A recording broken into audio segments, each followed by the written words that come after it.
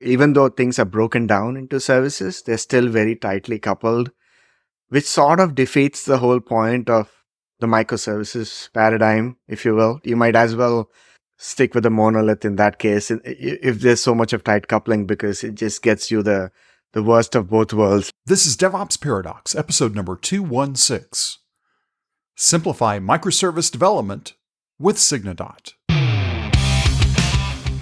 Welcome to DevOps Paradox. This is a podcast about random stuff in which we, Darren and Victor, pretend we know what we're talking about. Most of the time, we mask our ignorance by putting the word DevOps everywhere we can and mix it with random buzzwords like Kubernetes, serverless, CI/CD, team productivity, islands of happiness, and other fancy expressions that make us sound like we know what we're doing. Occasionally, we invite guests who do know something, but we do not do that often since they might make us look incompetent. The truth is out there, and there is no way we are going to find it. P.S. It's Darren reading this text and feeling embarrassed that Victor made me do it. Here are your hosts, Darren Pope and Victor Farsick. Victor, as we keep on getting deeper and deeper into Kubernetes, that only means one more thing. It's even more complex to developers to do their jobs. Yes.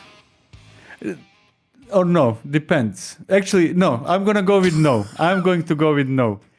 The same job that they were doing before is just as complex or less complex. Now, the appetite's increased. So it is more complex because now we're doing more things or better things. But if you want to simulate in Kubernetes what you were doing before, it's not hard at all. And one of those things is having a nice, clean, quick development environment. And of course, all you have to do is wait around for 25 minutes if you're on AWS or 10 minutes if you're on GKE. That doesn't work. So on today's show, we have Arjun Iyer on from Signadot. Arjun, how you doing? Pretty good. How are you guys doing? Good. So Signadot, we're joking, not joking, about the speed up times. Signadot has a solution for dealing with lightweight environments and preview environments, which is something that if you're not into preview environments and you don't really understand the concept, let me give you a quick way of doing it and forget about Kubernetes for a second. Go out to Netlify and just publish a Hugo site and create a new branch and see what happens. Your life will be changed dramatically. Once you understand the power of preview environments, it will be very hard to develop any other way. All right, that's my soapbox. I'm done with the soapbox for today. I'll put it away. But with that being said, Arjun, is that true? What do you think about preview environments? And in probably even more importantly, preview environments can be heavy or lightweight. I mean, what's the big difference between heavy and lightweight preview environments? Yeah, absolutely. And just like you said, Netlify simplifies the life of UI developers by giving you this instant preview environment in the cloud. I think this same paradigm can be extended to even the backend developers, right? So you want to have, especially when you're building a cloud native stack with a lot of microservices, you want to give that same sort of experience where I can quickly get a preview environment for my PR, no matter where I'm working in the stack. It could be a front-end change, it could be a back-end change. And that's the power that we want to break to developers, is being able to have that instant preview environment for every PR and be able to validate and preview end-to-end any change in the stack. I would go as far as to say that excluding production from this conversation, having permanent environments was one of the causes of more suffering than anything else. Darren, you probably experienced this similar, right? You have one staging environment or testing environment or whatever, and then you have a tremendous amount of time required for coordination. Hey, can I do my stuff? Did the QA finish testing? Did the stars align? Yes. Okay. 3 months later. Such a horrible time, man. This problem has been happening well before Kubernetes. But yeah, nothing to do with Kubernetes. So I'm talking about going back 20 years ago, where being able to test or do anything else required a lot of coordination, right? It's like going to the soup store and getting the ticket and getting in line Exactly. and hope they don't run out of soup before you get to the counter. Except that minutes in our scenario counted as weeks. Correct. So Arjun, in that really sort of silly soup line example, now if we can do things quickly, is that really the key? And then even if I spin up these lightweight environments, okay, let me ask this question. I'm going to fast forward for a few things here. People love spinning up environments, but then they turn them into their most beloved environment and can never get rid of them. What do you say to those people? Yeah, I think it's the famous pets versus cattle analogy that works here as well. Definitely, I think we are heading in the direction of treating environments as cattle, not pets. And so you want to create it on demand, use it, and then throw them away, right? That's the paradigm that makes sense, and that scales really well. And to Victor's earlier point about sort of having that staging environment that's always broken, right? And we have all been there. Takes a lot of effort to have a stable staging environment. And the core reason being there's too many cooks in the kitchen. If I were to extend your soup analogy, it's too many developers using that one shared environment. That causes the instability because you just can't coordinate across teams and across developers. And so you need that sort of isolation, which is missing in the current staging environments. It's a single tenant environment that's actually accidentally being used by multiple teams and multiple developers and QA teams at the same time, right? Which is it could never work that way. So you need the ephemerality is one aspect of it, but the multi-tenancy is also another core aspect. Isn't the shared environment still a problem if you're only running a single cluster? It's not a problem if you can share it safely. Let me put it that way. What does it mean to share it safely? So you can actually, now it gets into different models of tenancy, right? Like, for example, you can have a shared cluster, but still you can have isolation, let's say, at the namespace level, right? So you can have one Kubernetes cluster and still have multiple namespaces that are fairly isolated from each other. That's one model of isolation or multi-tenancy, right?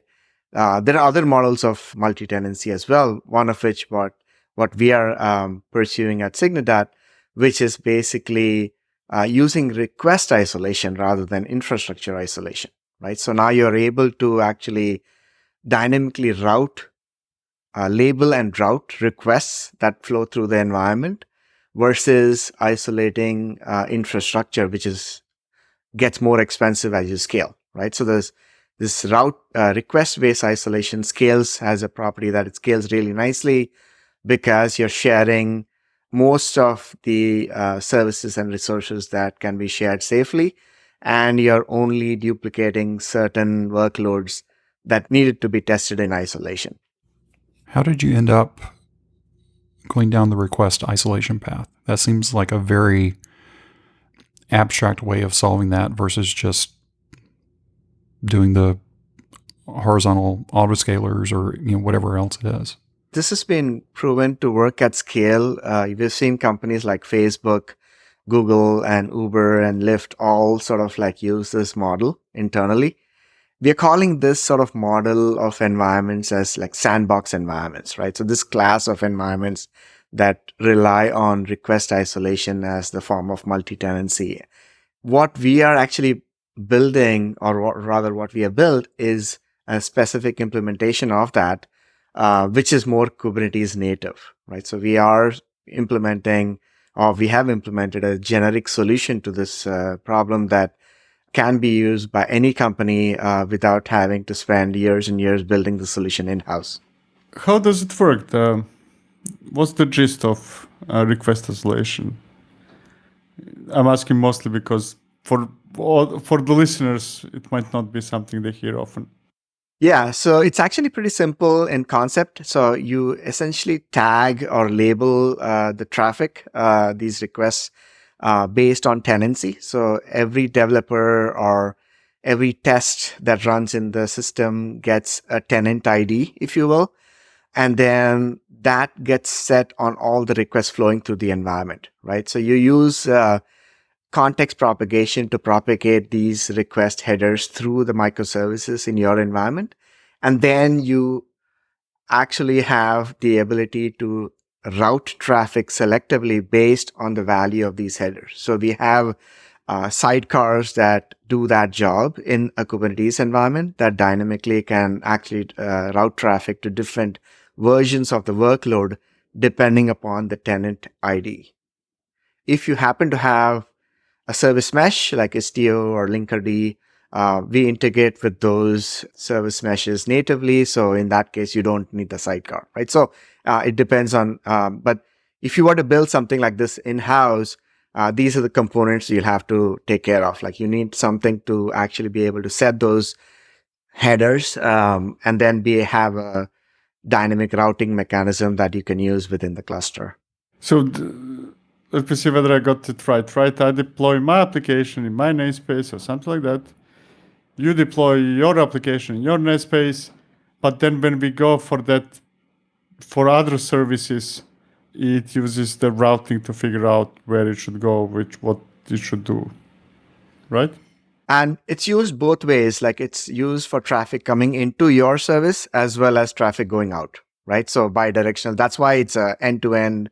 You actually can do previews end-to-end in this environment. So I could have something like I deploy a backend application. I use an existing front-end application, which based on the request know that it shouldn't go to the backend it typically goes, but it should go to the one I just deployed, right? Because through headers or whatever is put in the requests. Exactly. Could that work also locally, or it needs to be within the same cluster? There's various models or flavors of this model. Like, for example, you can have the workloads that you're testing to be run in the cluster. That's the default model that we have. But you could also have it, for example, run in your local workstation. So we call this as sort of like a local sandbox in our terminology. But the idea is you can actually have this routing done either locally or remotely within the cluster itself, right? So if it's within the cluster, it's more persistent. So it could be used for like, say, automation, or it could be used for long-lived use cases where you want to share the preview persistently with other people in the company. Whereas if you're running it locally, it's mostly for like local development or local testing that you want to do as a developer. What you just said is actually the reason why I was asking, right? Because initially we were speaking about preview environments, which I typically associate with pull requests. I just created a pull request. I want my application deployed and tested, hopefully automatically what's or not, right? But we are talking about actually all sorts of ephemeral environments. Hey, I need to develop something. I work in a shared cluster or locally, and I connect to the rest of the system or from the rest of the system as well. That's correct. I mean, there's so many different use cases that you can layer on top of this kind of system. It goes all the way from local development, local testing, automation testing. You could also do like collaboration across PRs, for example, right? So you can actually have multiple PRs independently being worked on by different developers, and they can test these PRs together using just a routing configuration, for example. And that's very powerful because you can actually test things end to end. You can actually realize features end to end without even before merging code, which is you're essentially getting like an environment per feature without duplicating infrastructure.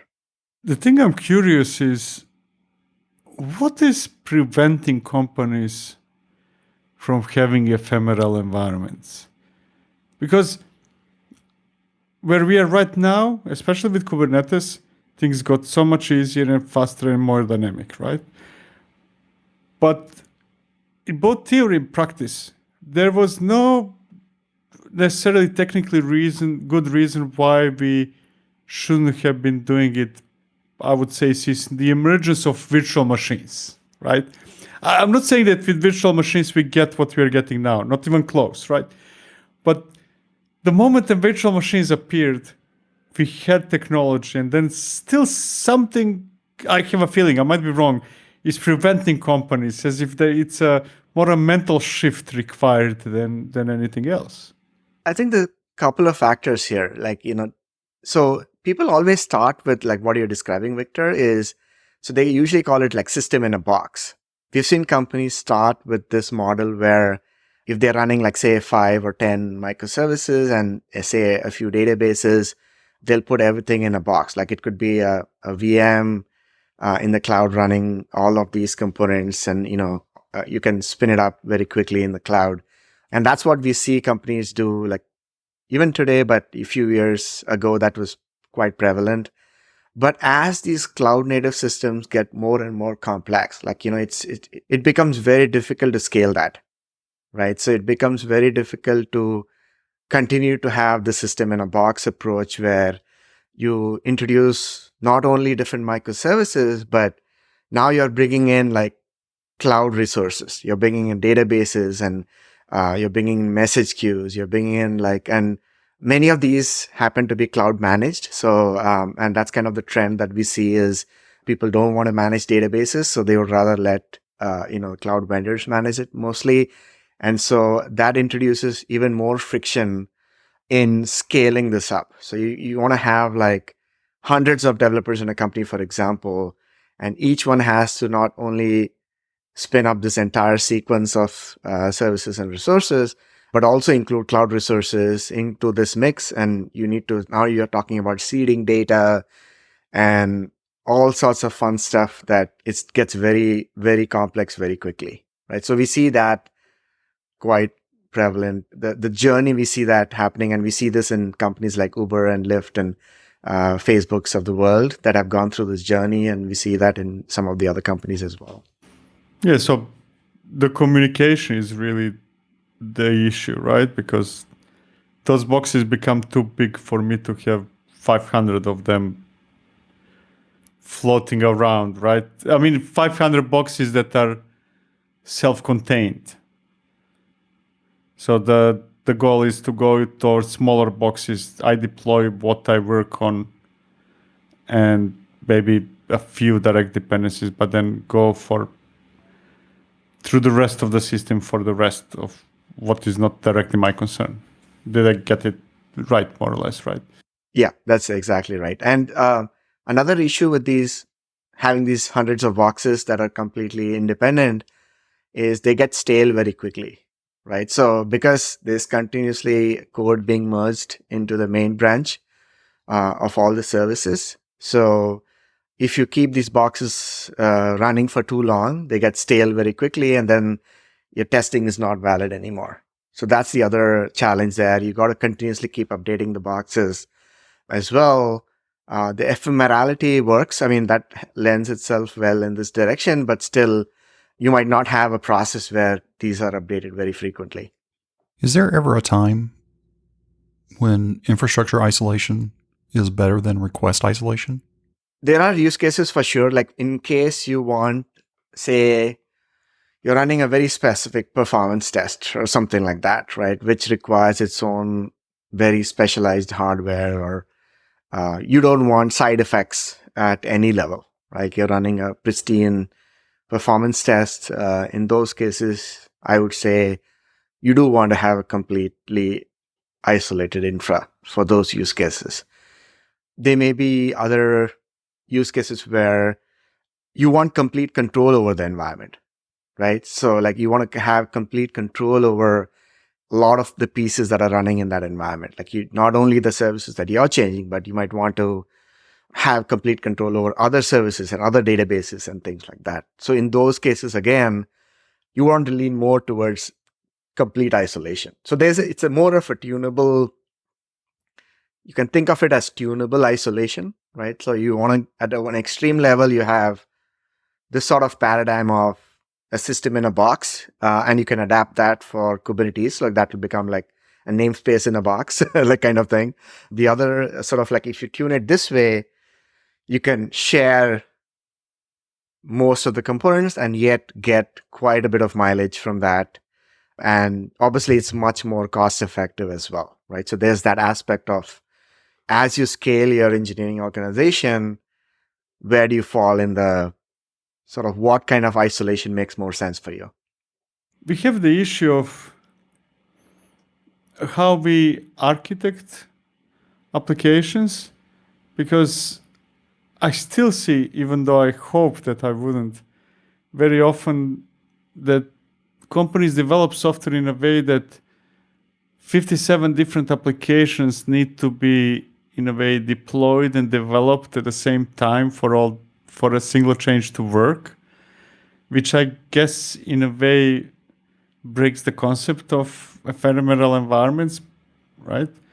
I'm guessing that, not guessing, I'm hoping at least that for all that to work, I need to be able to, in a way, develop my new feature always based on maybe production instead of Joe's changes that he's doing at the same time, in a way, right? Yeah, I mean, we do see that, like you're mentioning, Victor, where tight coupling between even though things are broken down into services, they're still very tightly coupled, which sort of defeats the whole point of the microservices paradigm, if you will, right? You might as well stick with a monolith in that case if there's so much of tight coupling, because it just gets you the worst of both worlds. Like you now have to deal with the distribution aspect of having all these independent microservices, but you can't release them independently. So what's the point of really breaking it down, right? So yeah, so that's definitely, I would look at that as an anti-pattern, but it does exist, right? It does exist, and that introduces, you're right, it does introduce this kind of dependency where you can't really independently release one component. And that does have some impact on the types of environments you can have for those kind of applications. So I understand the request isolation. That makes total sense. I need to add something to a header. And I understand how to build my service, microservice, and get it deployed. What I'm missing is, how would I build something, ignore that Signadot exists? How would I get from adding that header in? And I'm assuming the header doesn't have to be signed. Does it have to be signed? What's the right way to do it? These are just questions, right? So I get something in a header. How does that get from there to my sanity of where I really want to land if I was going to build it myself? Yeah, so this relies on the services that participate in that request flow to be able to propagate that header through them. And this is typically done using like open telemetry or equivalent libraries that make it very, very simple to do it, because that same concept of context propagation is also used in tracing, right? In the sort of distributed tracing world, that is anyway useful to have when you have these kind of microservices based applications. So we rely on, or rather this model relies on the services being able to propagate that context all through. Which open telemetry makes it relatively easy and straightforward for some languages, but then complicated for others. Like I know that JavaScript, Python, some other languages can be instrumented right away. But then if you jump to Go, unless you have a magic formula, that would probably require certain additions to the code itself. That is correct. Like dynamic languages like Java and Node and Python, they have auto instrumentation. So you don't need to change your application code to get this context propagation enabled. So it becomes very, very easy in those cases. For other languages like Go, for example, where it's not dynamic, it's statically compiled, you do need to have some code changes, but you can isolate those code changes in a way that is a little bit modular and it's easy to accomplish through the stack. So there are some patterns where you use the context object, for example, in Golang to actually propagate this context through them. You're right. So that being said, nobody should be writing their microservices in Go. It should just stop. Now, the only way I will accept that if you Tell me what would be the alternative. And if you say Perl, I'm going to freak out. There is only one true language. Rust. In that language.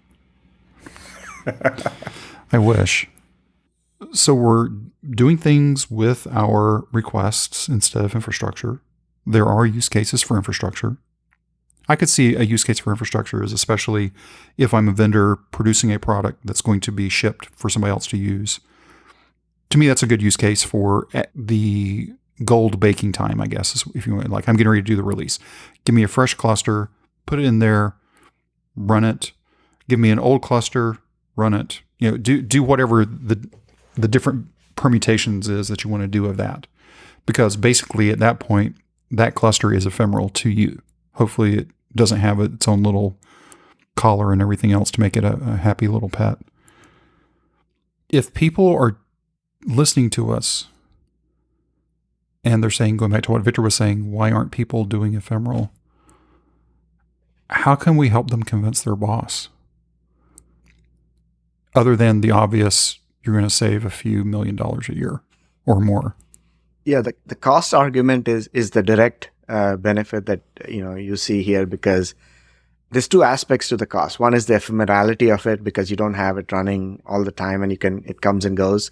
The second aspect is sort of multiplexing aspect, which obviously does not duplicate infrastructure. So there's that aspect of the cost angle. But the cost angle aside, it's also about giving developers the freedom to innovate and experiment, right? That's kind of that comes to the heart of it, because if you have an environment, you have the freedom to experiment. You have the freedom to explore. You have the freedom to actually try out different versions of your code and see what works, what doesn't work, and also collaborate with your peers, right? So you can have ephemeral environments between teams and across teams, and you should be able to share and collaborate on those environments. It's about sort of like giving developers that unfettered access to shipping code to production, right? Because once you have this capability, you can now iterate very, very rapidly. And it's all about this fast feedback loops for developers, right? You want to, the same thing happens on the local machine. You want to write some code and you want to get that fast feedback from your IDE. And the same thing happens when you think about the system level. At the system level, I wrote some code. It's a piece of a bigger puzzle. How do I get that fast feedback from the system level? So your developers need fast feedback everywhere, like, local at the system level, and also when you're doing sort of like, maybe bug fixes or something like that, you want to be able to reproduce that very quickly. And if you can spin up this ephemeral environment and sort of like test something very, very quickly, that just makes it such a smooth path to production, right? And it shortens that path, I feel, right? You don't need so many environment that the code needs to hop through anymore, because you typically have like local developer workstation, integration environment, QA environment, staging environment, and it just hops from one environment to the other. And then you ask yourself, why do you need so many environments, right? And the only reason is each environment that's closer to production has a higher fidelity than the previous one, right? So you're actually trying to match fidelity in smaller increments as you go towards production. But what if developers had high fidelity much earlier? In which case, you just need a few environments. Maybe you just need one before production, right? And the extreme case of this is you might not even need that. You might just want to develop in production, right? So it opens up a huge amount of these kind of possibilities where developers get this sort of freedom to experiment and explore much, much earlier while they are actively developing the code. And it's a very short path to production, right? Production is not like this distant thing from local anymore. Even without entering into the domain of ephemeral environments, just by the fact that we have infrastructure as code of any sorts for a very, very long time, having difficulty with fidelities, going through 5 steps until you reach production because each step is closer, makes zero sense to me.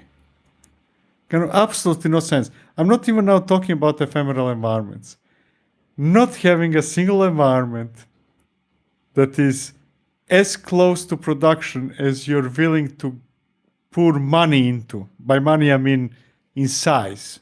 So if you ignore the size, that's it. There's nothing else needed. I cannot even understand, and I know that many companies still do that they have those stages based on fidelity. It's insane.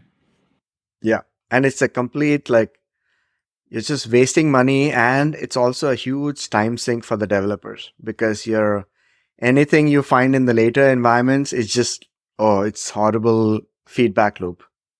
I have a feeling that if I would be in sales, I would not even mention probably the gains through savings in terms of hardware infrastructure and stuff like that. I would probably focus 100% on savings in developer productivity. That's really the key. Absolutely. I think the largest cost to an organization that's building software is the engineering workforce.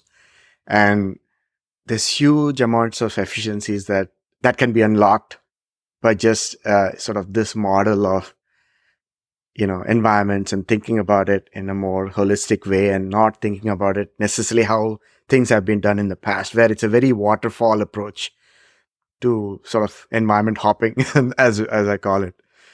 We've talked about all the wonderful things about request isolation. There has to be a dark side.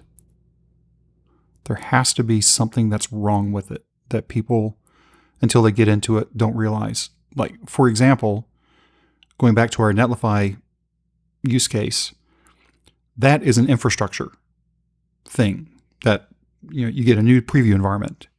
And recently, at least in 2023, they finally started tearing those down. Got an email. Okay, great. I haven't looked at it since I last used it. So yeah, you should be tearing it down. But to me, it feels like the dark side for request isolation is, okay, I've got 3 versions of my app out there. Victor's got 20 versions of his. You've got maybe 70 or 80. And then I drop in into a 4th and nothing's getting cleaned up. Is that one of them? Are there other ones? Or is that even a real one? Actually, that can be easily solved with a time to live kind of policy, where you have a time to live enabled for these sandboxes, if you will. And that's an easy way to solve it. The other approaches are tying it to, for example, a life cycle of a PR, for example, right? So when the PR is closed, these sandboxes get reclaimed automatically, right? So that's another approach where you could do, where it makes it very scalable because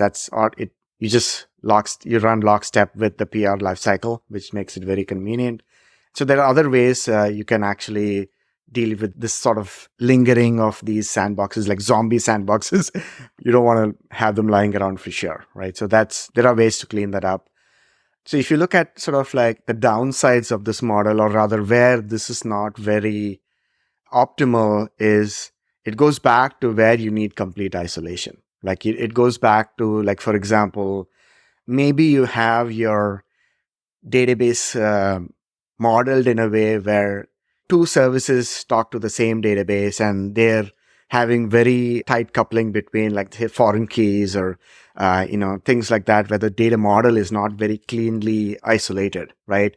In those kind of situations, you might want to think about how you want to do this. Like, what is the right way to create these sandboxes, and how does if one service is talking to the baseline database, can I still have the other service that's reliant on the same database be in a sandbox? So there are some coupling issues that come into play. There are solutions to that as well in the sandbox model, where you should have ideally the capability to also spin up, along with your services, ephemeral versions of your stateful services like databases and things like that. So that's one requirement almost to actually fully realize this sort of like request isolated environments, because there are situations where you would need that. Like, for example, if you're making schema changes in your PR, you don't want that version of the service to be talking to the baseline database or the shared version of the database. You do want to have that sort of database isolation. So just having request isolation, in my opinion, is an incomplete solution, right? So you do need to think about how you want to also potentially have the capability to have ephemeral or ephemeral versions of the stateful services as well. So there are solutions that we have for that in our product, but generally speaking, you could have, like, if you are building this on your own, you could think of sort of using some like the IAC code that you already have, like for example, Terraform or things like that, to actually build out that layer as well and integrate that into the lifecycle of these sandboxes. I guess that greatly depends on the database one is using. I can easily see how Postgres or MySQL can easily be spin up with the schema of the original database and relatively small amount of data, because I rarely really need production. But then if you talk about Oracle or MS SQL, that's probably becomes a no-go. It definitely depends on the database, but there are some options here where you want to think about, at least the way we think about it is, you don't necessarily need a full-fledged server, right? Because that's a very heavyweight entity and resource, right? What you need is a logical isolation. And what I mean by that is, you could have a schema within a database server, right? That's associated with the sandbox, right? If you look at message queues, for example, you don't need a whole message queue. That would be too heavyweight. Like, imagine spinning up a Kafka cluster for, every sandbox. That's just crazy. Like, it comes with its own, like, it needs Zookeeper set up and whatnot to even function. What would be feasible is, maybe you don't need a whole Kafka, but maybe you can just spin up a topic, like an ephemeral topic that comes and goes, right? Depending on the use case, that could satisfy your requirements. And similar things with the database. Like, you can have like an Oracle schema, which may be a much lighter resource to spin up on demand and tear down on demand. And you can have the same you can have this schemas created in the baseline server itself, like, because you want to leverage as much of the infrastructure that has already been set up as possible, right? So there's some options here on how you want to think about these stateful resources, but the idea is you want to be as lightweight as possible. So if I get it right, if I'm completely stateless, party on with request isolation. Doesn't matter. If I've got stateful, going back to your example, I've got two services. They're pointed at a shared database, and the data they're accessing has foreign key constraints on each of the tables. To me, I need to become a monolith, or I need to decouple that database. And either answer is okay. Let me just say that I don't think that there is such a thing as stateless.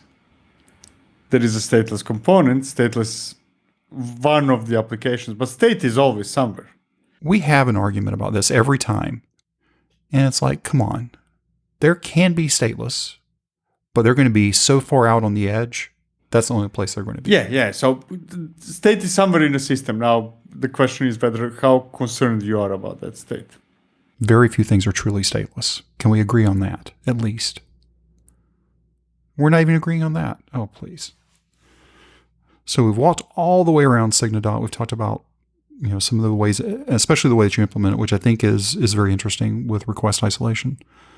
Why don't you give us like a high level view of Signadot if people want to try it out? What would be, they go in and click on the getting started button. What is that process going to be like for them? So Signadot is a concrete implementation of the sandbox model that we talked about, right? So if you go to the website, you can sign up for free. We have a free tier that's free forever. So very easy to get started. All you need is your email and you get going. And once you log in, there's a simple Helm command that you need to run on a Kubernetes cluster where you want to install Signadot. So this is installed in in the customer's Kubernetes cluster. So it could be running in any cloud. We are cloud agnostic. All we need is a Kubernetes cluster. So once you install the Kubernetes operator in that cluster, That connects to our SaaS layer. So we have an agent in the cluster that actually talks to our SaaS. Think of our SaaS layer as a very lightweight management plane, if you will, right? The actual workloads run in the companies, in the customers' cluster. So it's securely running in their environment. And once you have that connected, then you can use our CLI and our SDK and API. We have all three interfaces to actually start creating sandboxes in your cluster, right? So, and this cluster is assumed to have the baseline set of services already running. Like I mentioned, it's always, we leverage that baseline environment to share resources between the sandboxes. So you can fork, we call this terminology as forking a service, where you're creating a version of a baseline workload in the sandbox. So you can fork any service and you can preview it right away within just that sandbox, right? And you can test that end to end. You can do API testing based on the URL that we publish for every sandbox. So every sandbox has a unique URL that gives you access to that workload, as well as it has an entry point to any other services running in the cluster. And it also has the request headers set for you. So you don't even have to worry about, setting headers and stuff like that. These URLs come with those preloaded, and all you need in your services is that make sure that these propagate those request headers. And once that requirement is satisfied, you're good to go. One thing about the agent that you install in my cluster, it's dialing home to you. What's that expected? Is it just HTTPS out? Am I going to have to open up other weird ports? What's that like? Yeah, it's a TLS. Actually, it's a bidirectional tunnel that we create. So it's a TLS secured tunnel, and it's initiated outbound from the cluster. So you don't have to open any specific ports as such. So once that tunnel is dialed in, I think the bidirectional tunnel is set up in place, and then that's kind of how all the commands from the SaaS layer are transmitted to the cluster, and then we get some metadata about all the sandboxes that are running in the cluster to be visualized in the dashboard. So it sounds like a WebSocket to me, meaning I'm assuming at least I've got to go out 443. I'm assuming that's right. It's a gRPC. Okay. Yeah. Again, old Java guy, I think WebSockets, not gRPC. Sorry. Things happen. Anything else you want to say? I think we've talked. I learned a new phrase today, at least to me, or new to me, at least I can remember: request isolation. And it seems like a genius thing, something we should have been doing 20 plus years ago. We could have. It would have been a pain, but we could have done it. But if nothing else, if you're listening to this and thinking, wow, we've got all these separate clusters. We got 5 different clusters we go through every time to get our app out. You might want to rethink what you're doing.